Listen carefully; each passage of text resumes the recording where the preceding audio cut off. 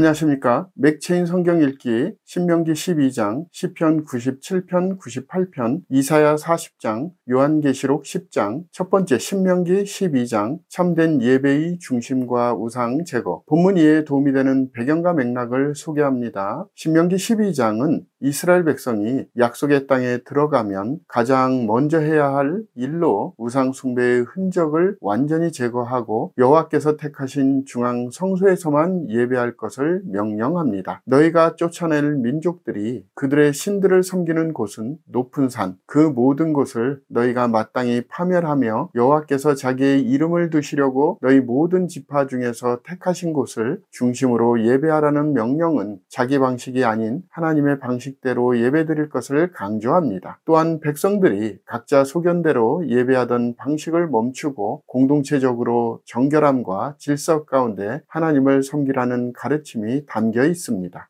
예배와 관련된 제사의 규례와 피금지, 음식 규례, 11조의 사용법도 덧붙여지며 삶 전체가 예배로 이어져야 한다는 신학적 원리를 강조합니다.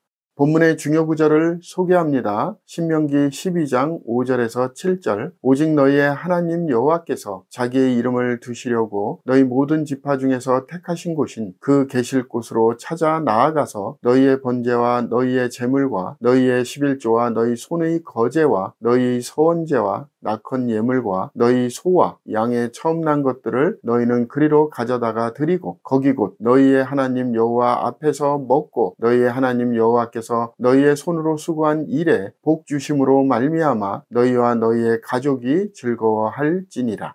본문을 적용하는 데 도움이 되는 가이드라인입니다. 오늘날 우리는 예배의 중심이 인간의 취향이나 문화가 아니라 하나님의 뜻과 임재에 있음을 분명히 해야 합니다. 참된 예배는 마음과 형식이 모두 하나님의 말씀에 근거할 때 온전해집니다. 하나님께서 계시고 임재하시는 삶의 중심을 찾고 그곳에서 예배하는 것이 중요합니다. 우리는 매일의 삶 속에서 우상을 제거하고 예배 중심적 삶을 살아야 합니다. 두 번째 시편 97편 98편 여호와께서 통치하신다. 본문 이해에 도움이 되는 배경과 맥락을 소개합니다. 시편 97편과 98편은 모두 하나님의 통치와 공의 그리고 온 세상의 찬양을 강조하는 왕권 시편입니다. 시편 97편은 여호와께서 다스리시나니 땅은 즐거워하며로 시작하며 하나님의 다스림이 온 땅과 자연 속에서 드러나는 장면을 묘사합니다. 의와 공평이 그의 보좌의 기초로다 라는 선언은 하나님의 통치가 정의와 공의에 기반함을 밝힙니다. 시편 98편은 새 노래로 여호와께 찬송하라로 시작하며 과거의 구원 사건과 미래의 공의로운 심판을 함께 찬양합니다. 그가 의로 세계를 판단하시며 공평으로 그의 백성을 심판하시리로다는 종말론적 통치를 암시하며 자연과 민족이 함께 찬양하는 장면은 보편적 예배와 하나님의 우주적 통치를 상징합니다. 본문의 중요 구절을 소개합니다. 시편 98편 9절. 그가 땅을 심판하러 임하실 것임이로다. 그가 의로 세계를 판단하시며 공평으로 그의 백성을 심판하시리로다.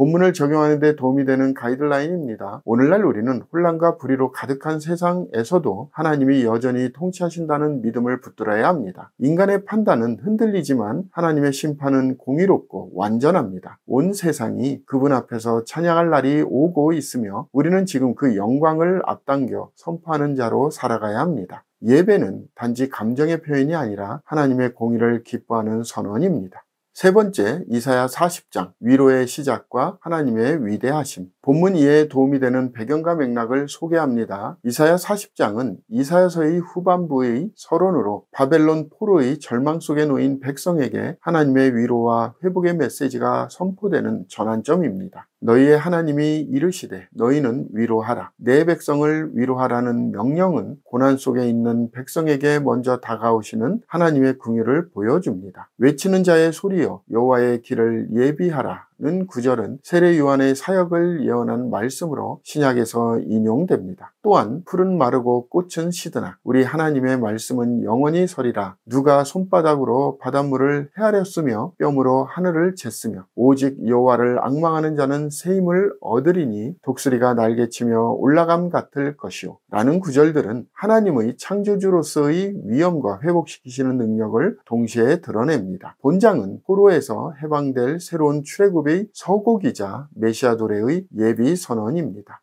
본문의 중요 구절을 소개합니다. 이사야 40장 30절 31절 소년이라도 피곤하며 곤비하며 장정이라도 넘어지며 쓰러지되 오직 여호와를 앙망하는 자는 새 힘을 얻으리니 독수리가 날개치며 올라감 같을 것이요 다른 박질하여도 곤비하지 아니하겠고 걸어가도 피곤하지 아니하리로다. 본문을 적용하는 데 도움이 되는 가이드라인입니다. 오늘날 우리는 인생의 광야와 같은 시기를 지날 때 하나님의 말씀만이 변하지 않는 소망임을 기억해야 합니다. 하나님은 단지 위로하시는 분이 아니라 지치고 쓰러진 자를 일으켜 세우시는 능력의 주이십니다. 새 힘은 환경에서 오지 않고 여호와를 앙망하는 믿음 안에서 주어집니다. 포기하지 말고 하나님을 바라보면 반드시 다시 일어설 수 있습니다.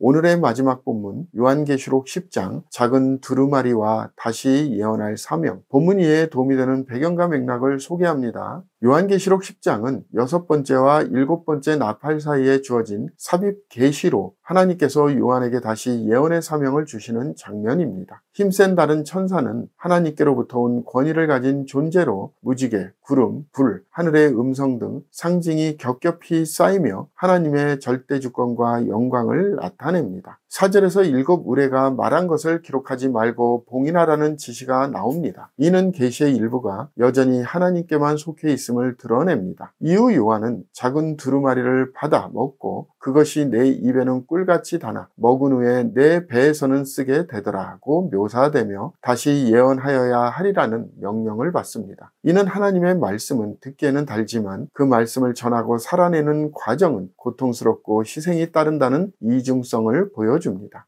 본문의 중요 구절을 소개합니다. 계시록 10장 9절에서 10절 내가 천사에게 나아가 작은 두루마리를 달라 한즉 천사가 이르되 갖다 먹어 버리라. 내 배에는 쓰나 내 입에는 꿀같이 달리라 하거늘 내가 천사의 손에서 작은 두루마리를 갖다 먹어버리니 내 입에는 꿀같이 다나 먹은 후에 내 배에서는 쓰게 되더라.